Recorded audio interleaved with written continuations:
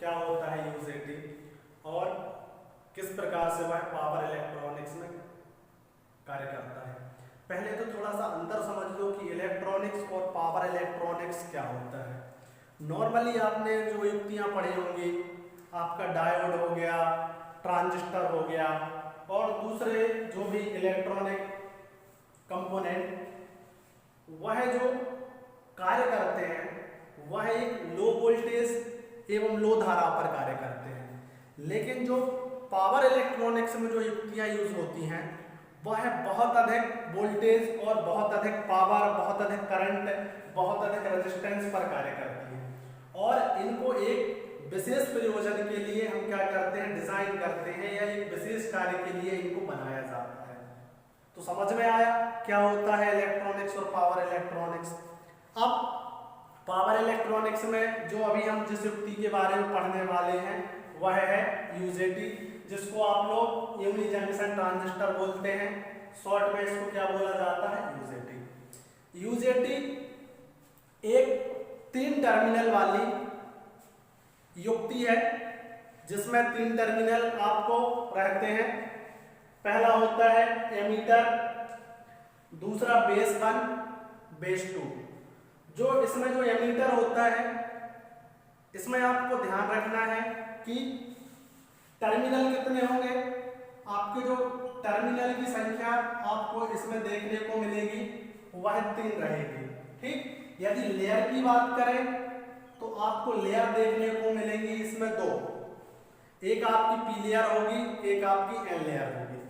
और यह एक ट्रांजिस्टर से मिलकर बनने वाली युक्ति है जिसमें आपका एक पी क्षेत्र होता है और एक आपका एन क्षेत्र होता है।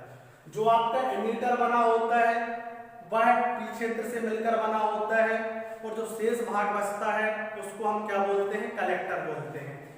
आप लोग यहाँ देखें थोड़ा सा, मान के चलिए यह पूरा यूजेटी की संरचना है।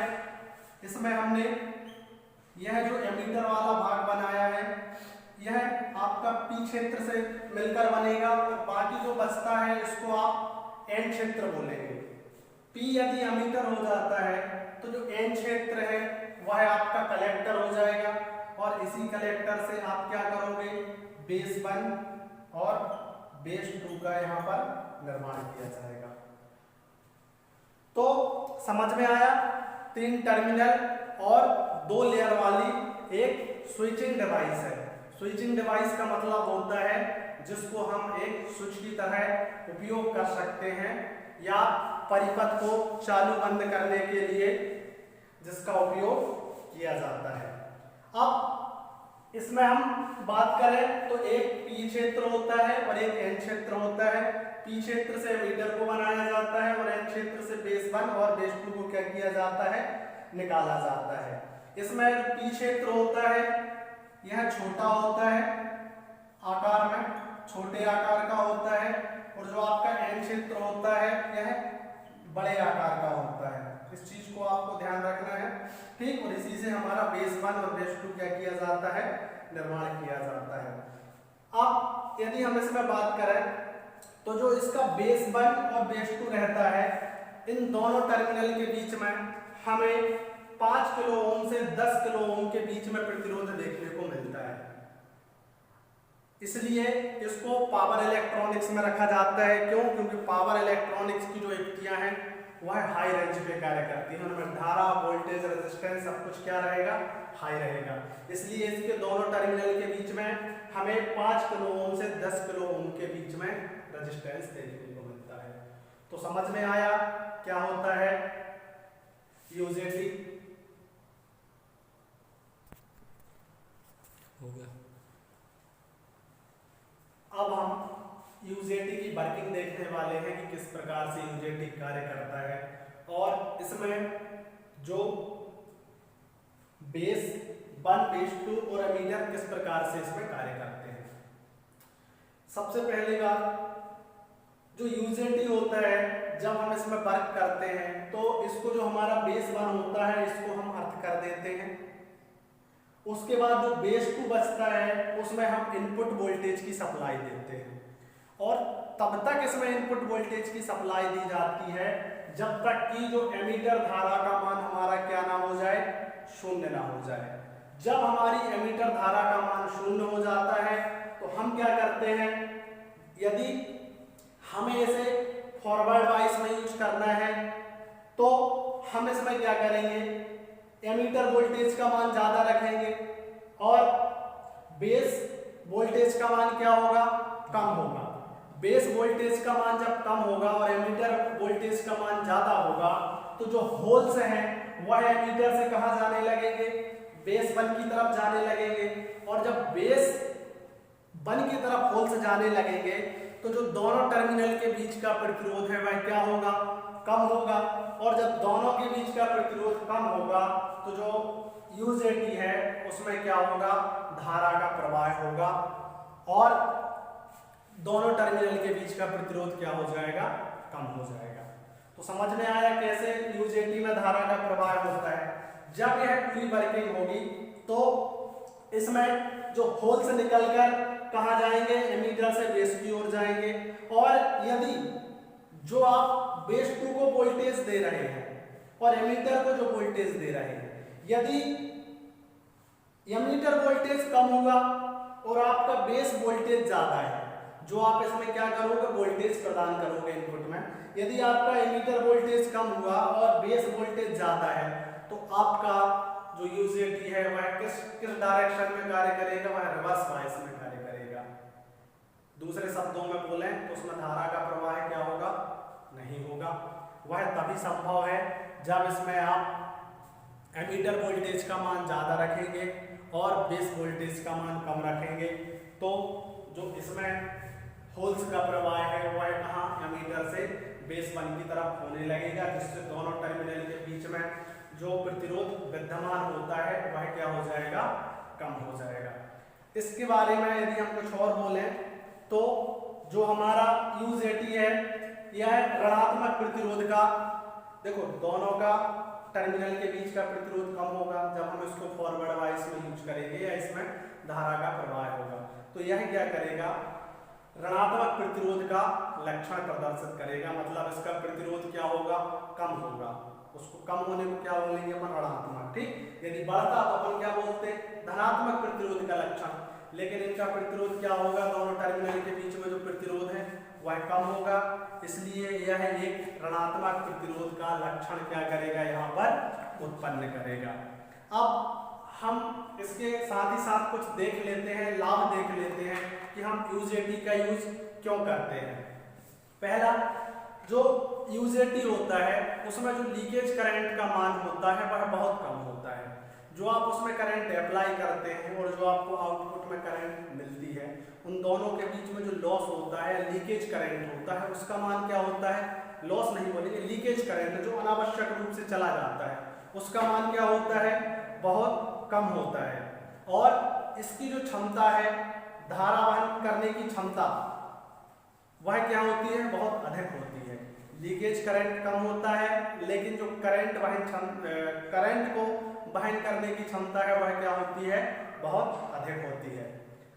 यूजेटी जो होता है उसकी संरचना क्या होती है, सरल होती है, उसको आसानी से क्या है, उसका निर्माण किया जा सकता है।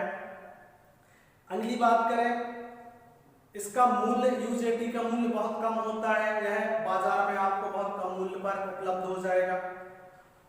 और यूजेटी को प्रारंभ करने के लिए इसकी क्षमता, धारा क्षमता अधिक होती है, लेकिन यूजेटी को जब आप ऑपरेट करते हैं या स्टार्ट करते हैं उस समय आपको बहुत कम करंट या कम धारा की आवश्यकता होती है। ये इसकी कुछ विशेषताएं हैं जिसकी वजह से इसका क्या करते हैं, हम इसका उपयोग करते हैं। जो हमारा अगला टॉपिक है वह है एफईटी, जिसको आप लोग फील्ड इफेक्ट ट्रांजिस्टर के नाम से जानते हैं। क्या होता है एफईटी, हम लोग समझने की कोशिश करते हैं। एफईटी फील्ड इफेक्ट ट्रांजिस्टर, यह भी एक 3 टर्मिनल वाली युक्ति होती है जिसमें आपको 3 टर्मिनल गेट, ड्रेन और सोर्स के रूप में आपको यहाँ पर क्या होंगे, देखने को मिलेंगे। जिसमें जनरली आपका जो गेट है इसको कभी कभी अपन क्या करते हैं, कॉमन की तरह यूज करते हैं। इसमें आपको ध्यान रखना है जो फैट है फील्ड इफेक्टेड ट्रांजिस्टर FET, यह एक यूनिपोलर डिवाइस है। यदि हम बोले कि इसमें एक समय में केवल एक ही प्रकार के आवेश वाहक क्या करेंगे, इसमें से गुजरेंगे।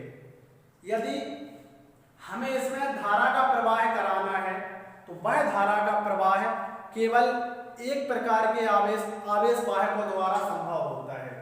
यहाँ पर हमने इसके कुछ बिंदु लिखे हैं। पहला, यह 3 परत वाली युक्ति होती है। इसमें 3 टर्मिनल और कितनी परत होती है, 3 परत होती है। यूनिपोलर मतलब इसमें जो धारा का प्रवाह है वह एक दिशा में होता है। धारा नियंत्रण युक्ति है, एग्जाम में आता है कि जो आपका फैट है वह किस प्रकार की युक्ति है, वोल्टेज नियंत्रण है कि धारा नियंत्रण। तो आपको ध्यान रखना है यह धारा नियंत्रित युक्ति है। दूसरे शब्दों में बोले तो यह धारा को कंट्रोल करने का कार्य करती है या धारा द्वारा क्या होती है, ऑपरेट होती है। यह जो आपका फैट है यह 2 प्रकार का होता है, P चैनल फैट और N channel fat, FET field affected transistor. इसमें जो N चैनल होता है उसमें धारा का प्रवाह आप जानते हैं कि जब N चैनल है तो उसमें बहुसंख्यक आवेश कौन होंगे, इलेक्ट्रॉन होंगे।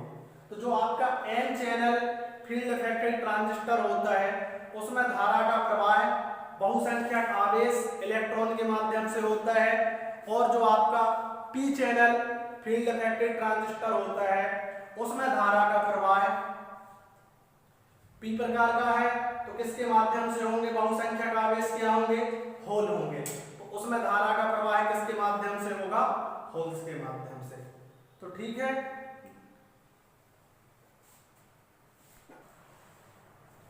अब हम फील्ड इफेक्टेड ट्रांजिस्टर की संरचना देखने वाले हैं कि यह किस प्रकार कार्य करता है और क्या इसकी वर्किंग होती है। इसमें आपने अभी देखे कि इसके 3 टर्मिनल होते हैं, गेट, ड्रेन, सोर्स, और ये किस प्रकार वर्क करते हैं। इसमें जो सोर्स होता है इसमें हम बहुसंख्यक आवेश वाहक को चैनल में प्रवेश कराते हैं। दूसरे शब्दों में बोले कि जो इनपुट वोल्टेज जो इनपुट दिया जाता है, इनपुट धारा दी जाती है, वह किसके माध्यम से दी जाती है, सोर्स के माध्यम से दी जाती है। ठीक, और ड्रेन में क्या होता है, जो हम आउटपुट प्रदान करते हैं या जो इनपुट में जब हम इसमें क्या करते हैं, बहुसंख्यक आवेश प्रदान करते हैं तो वह हमें आउटपुट में ड्रेन के माध्यम से क्या होते हैं, प्राप्त होते हैं। जो तीसरा है हमारा गेट, गेट क्या करता है, सोर्स में जो बहुसंख्यक आवेश को प्रवेश कराया जाता है उनको कंट्रोल करने का, नियंत्रित करने का कार्य कौन करता है, गेट करता है। इसमें होता क्या है उसको समझने की कोशिश करना। यहाँ देखो डायग्राम बनाया है हमने। मेजॉरिटी कैरियर या जो बहुसंख्यक आवेश वाहक होते हैं उनको हमने सोर्स के द्वारा क्या किया, प्रवेश कराया। ठीक, आप उसके लिए आप जानते हैं कि इलेक्ट्रॉनिक्स में सभी चीजें हम जब ऑपरेट करते हैं तो उसमें मैक्सिमम चीजों में क्या है, डीसी सप्लाई का यूज करते हैं। तो हमने यहाँ क्या किया, बैटरी लगाई जिसमें हमने, इसमें आपको ये ध्यान रखना है यदि आपने P चैनल लिया है तो आपके टर्मिनल अलग प्रकार से कनेक्ट होंगे, N चैनल लिया है तो अलग प्रकार से कनेक्ट होंगे। तो अभी हमने P channel field affected transistor लिया है। इसमें जो हमारा गेट है उसको हम बैटरी के माइनस टर्मिनल से जोड़ेंगे, जो हमारा सोर्स है उसको प्लस टर्मिनल से बोलेंगे। ठीक, और जो यहाँ पर जो हमारा ड्रेन है उसको हम प्लस से जोड़ेंगे, और जो हमारा सोर्स है उसको किससे जोड़ेंगे, माइनस से जोड़ेंगे। अब इसमें आपको एक चीज ध्यान रखनी है कि यदि N चैनल होगा तो क्या होगा, इनके टर्मिनल क्या हो जाएंगे, बैटरी के टर्मिनल पलट जाएंगे। ठीक, लेकिन इनपुट और आउटपुट यही रहेगा। और जो आपका 2P क्षेत्र है, यहाँ 2P क्षेत्र की जगह क्या आ जाएगा, 2N क्षेत्र आ जाएंगे, जो क्या करेंगे, जो आपने यहाँ से बहुसंख्यक आवेश चैनल में प्रवेश कराए हैं उनको क्या करेंगे, कंट्रोल करने का कार्य करेंगे, नियंत्रित करने का कार्य करेंगे। तो इसमें हमने क्या किया, सोर्स के माध्यम से जो बहुसंख्यक आवेश है उनको चैनल में प्रवेश कराया। जो हमारा गेट है, इन दोनों परतों के माध्यम से जो हमारे बहुसंख्यक आवेश हैं उनको क्या किया गया, कंट्रोल किया गया, नियंत्रित किया गया। ठीक, वह नियंत्रण कैसे होगा, जो हम उसमें पदार्थ की मात्रा रखेंगे उसके हिसाब से नियंत्रण होगा। जैसे जब हम कोई भी युक्ति बनाते हैं तो उसमें हमको किस प्रकार का आउटपुट चाहिए, उसके हिसाब से हम उसमें, जैसे कि हम रेगुलेटर का ही उदाहरण लें, तो जैसे मान के चलो आपने क्या किया, एक रेगुलेटर बनाया, तो आपको उसमें जितना वोल्टेज को आउट करना है और इन करना है, उसी प्रकार से आप उसमें क्या करते हैं, रेजिस्टेंस की मात्रा रखते हैं, वायर की मात्रा रखते हैं। ऐसे ही जो आपको यहाँ पर आउटपुट चाहिए रहता है, उसी के हिसाब से आप क्या करोगे, इसमें पदार्थ की मात्रा को फिक्स करोगे या नियत करोगे, रखोगे। उनने क्या किया, इनको कंट्रोल किया और आपको ड्रेन के माध्यम से क्या हो गया, जो आपके बहुसंख्यक आवेश वाहक थे वह आपको आउटपुट के रूप में क्या हो गया, यहाँ पर प्राप्त हो गए। और कंट्रोल करने का कार्य किसने किया, यहाँ पर गेट ने किया। तो समझ में आया यह किस प्रकार से कार्य करता है। ठीक, और यदि आप यहाँ पर n चैनल लोगे तो यहाँ पर दो n प्रकार के पदार्थ आ जाएंगे और थोड़ी सी इसके टर्मिनल है जो चेंज हो जाएंगे, लेकिन वर्किंग आपकी इसी प्रकार से रहेगी। अब हम इसका यूज करते क्यों हैं, थोड़ा सा हम ये देख लेते हैं। तो इसमें जो आपका फैट है, इसका यूज कहां कहां पर किया जाता है, तो इसका यूज आपको लॉजिक गेट में देखने को मिलेगा। लॉजिक गेट समझते हो, OR gate, and gate, not gate, आगे पढ़ोगे तो देख लेना। ठीक, लॉजिक गेट में इसका यूज होता है। एफएम तो सभी समझते हो, और टीवी रिसीवर। एफएम का फुल फॉर्म क्या होता है, फ्रीक्वेंसी मॉड्यूलेशन। ठीक, तो जो आपका एफएम होती है उसमें भी इसका अपन यूज करते हैं। टीवी रिसीवर वगैरह में भी हम फैट का, फील्ड इफेक्टेड ट्रांजिस्टर का यूज करते हैं। कंप्यूटर के जो मेमोरी परिपथ होते हैं उसमें भी हम इसका यूज करते हैं। और जो एम्पलीफायर होते हैं, operational amplifier, audio amplifier, tone परिपथ, वेरिएबल परिपथ, और जो आपका ऑसिलोस्कोप होता है उसमें भी आपका इसका उपयोग आपको देखने को मिलेगा। और जो बहुत सारे आपके इलेक्ट्रॉनिक परिपथ हैं वहां पर भी आपको फील्ड इफेक्टेड ट्रांजिस्टर का यूज देखने को मिल जाएगा। तो समझ में आया क्या इसकी वर्किंग होती है और किस प्रकार से कार्य करता है। ठीक है।